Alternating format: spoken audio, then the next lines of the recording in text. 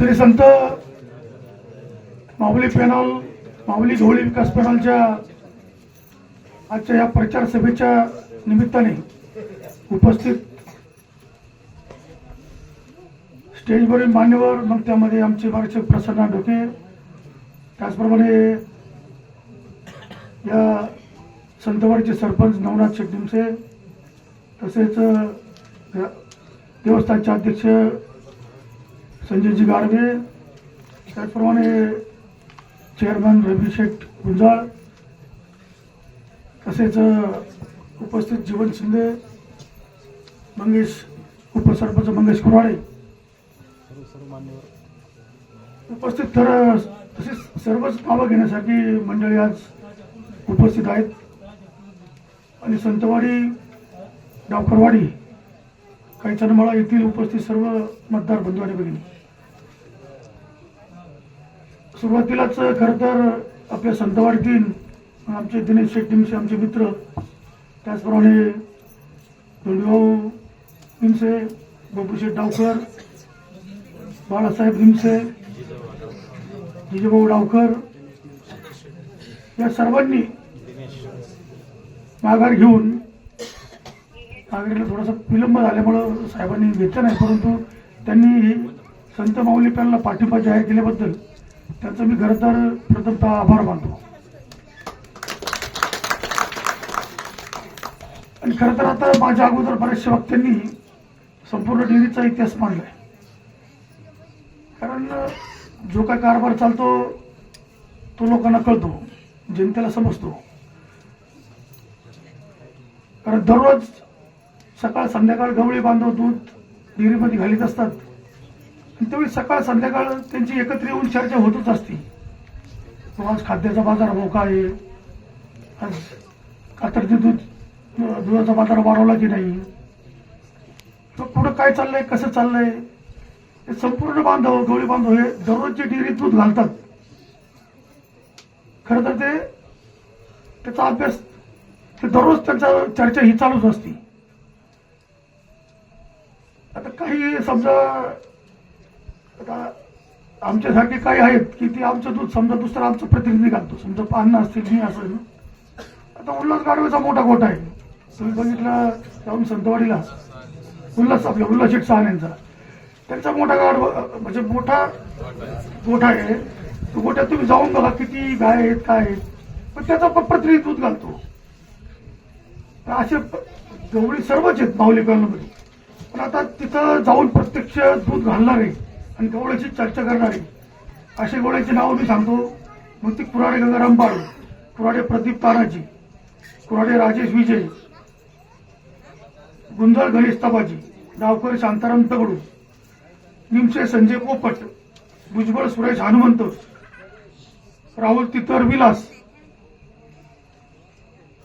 आणि आपल्या ज्या 2 महिला बिनविरोध झाल्यात त्यांचे सुद्धा दुध, त्यांचे प्रतिनिधी माहिती ते सुद्धा त्यांचं दुध चालू आहे. म्हणजे अशी संपूर्ण नाही म्हणलं तरी जवळपास विचार केला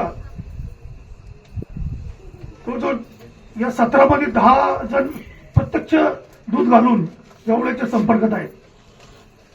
म्हणून खरं तर हे गवळी पॅनल, हे संपूर्ण गवळी पॅनल तुम्ही बघा.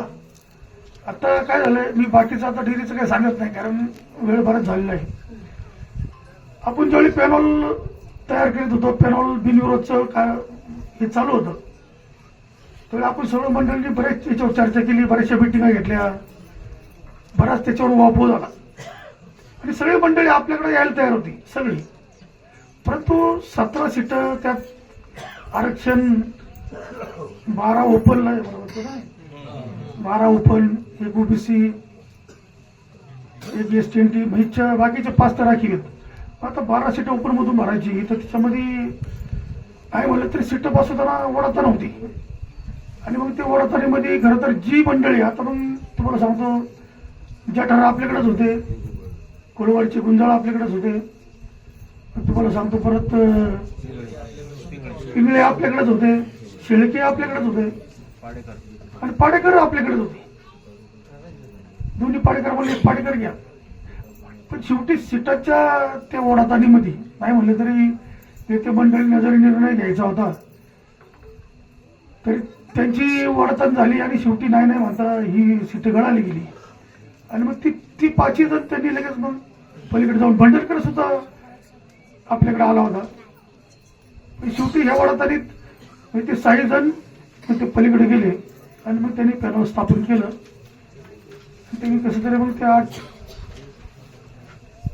टन 9 11चं पॅनल काहीतरी झालं ते. म्हणून शेवटी नाही म्हणलं तरी आता मग तुम्हाला पॅनल मध्ये घेतलं नाही. जोपर्यंत तुम्ही आमच्याकडे होते तोपर्यंत कारभार चांगला होता, डेअरी चांगली होती, काही प्रॉब्लेम नव्हता, कोणती अडचण नव्हती किंवा कोणताही ऑब्जेक्शन नव्हतं. पण ज्यावेळी तुम्हाला आम्ही घेतलं नाही तुम्ही पलीकडे पॅनल सापलं लगेच आरोप प्रत्यारोपणाला सुरुवात झाली. मग आता त्यावेळी आरोप नव्हते, मग आता आरोप कुठून आले, आता आरोप आले कुठून.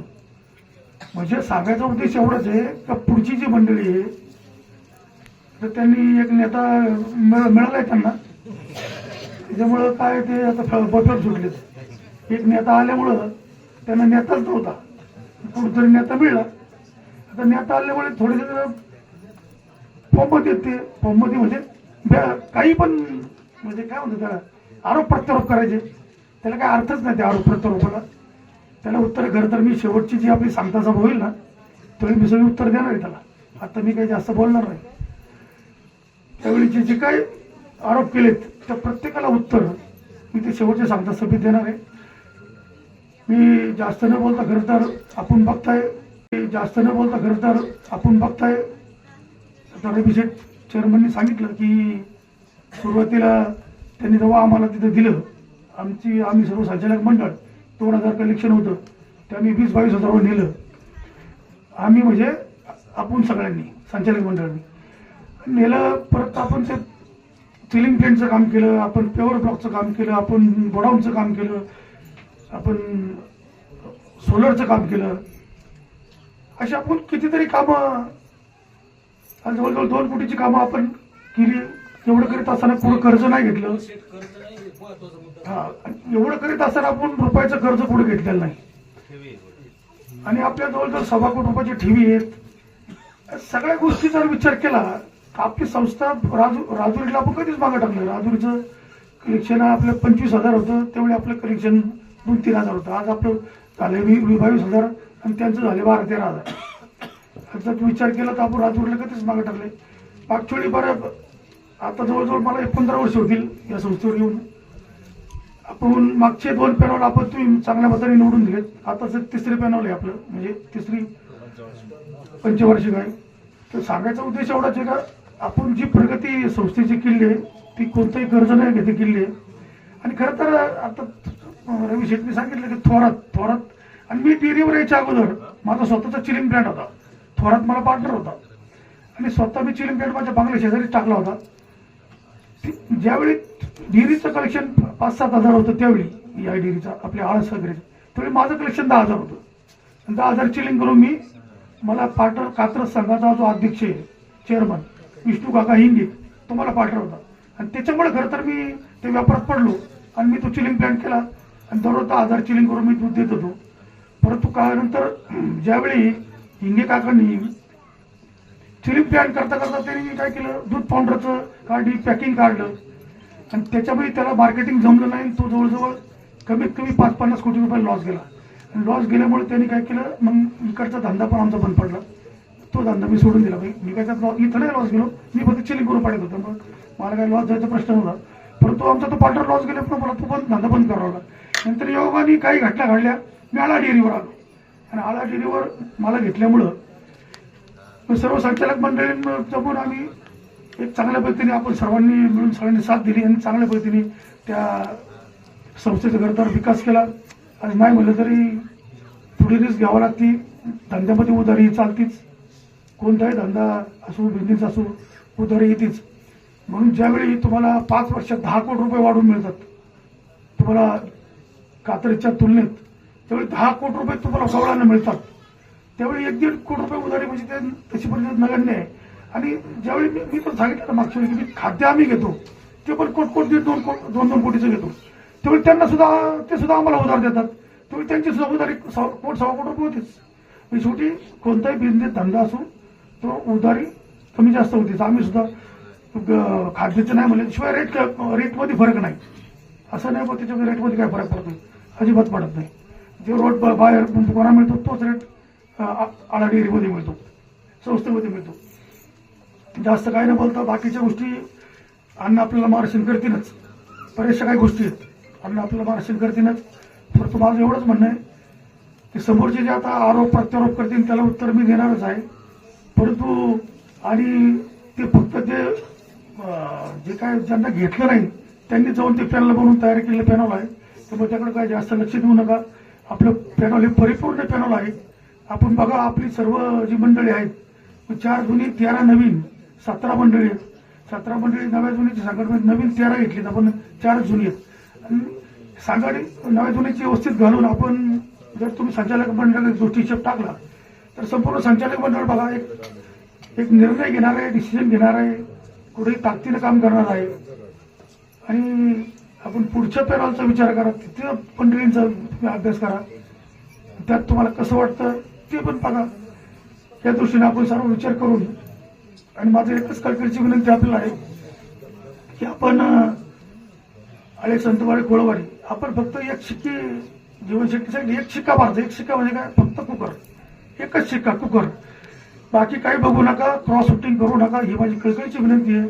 आणि कुणी जर क्रॉस शूटिंग केलं मग संतवाडीने केलं का, मुन्सिपालिटीने केलं का, लवणमाळ्याने केलं का, आग्राने केलं हे आपल्याला कळणार आहे. कारण ज्यावेळी आपण बॅलेट पेपर ओपन करतो, मतमोजणी चालू होती त्यावेळी खरं तर ते समजून येतं याच्यात कोणी क्रॉस शूटिंग केलंय, कोणत्या भागाने कोणत्या विभागाने क्रॉस शूटिंग केलंय.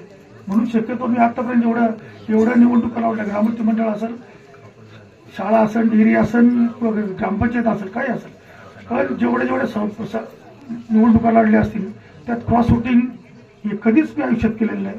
क्रॉस शूटिंग कधी कोणा करायला सांगितलं नाही. म्हणून आपण शक्यतो क्रॉस शूटिंग टाळा, म्हणजे पॅनलला कुठेही धोका होणार नाही. आणि सर्वांनी एक शिक्की कुकरच्या चिन्हावर शिक्का मारून आपण सर्वांनी या संत माऊली गवळी पॅनलला बहुमताने विजय करा हीच आपल्याला विनंती करतो. मी माझ्या 2 शब्द संपवतो. धन्यवाद.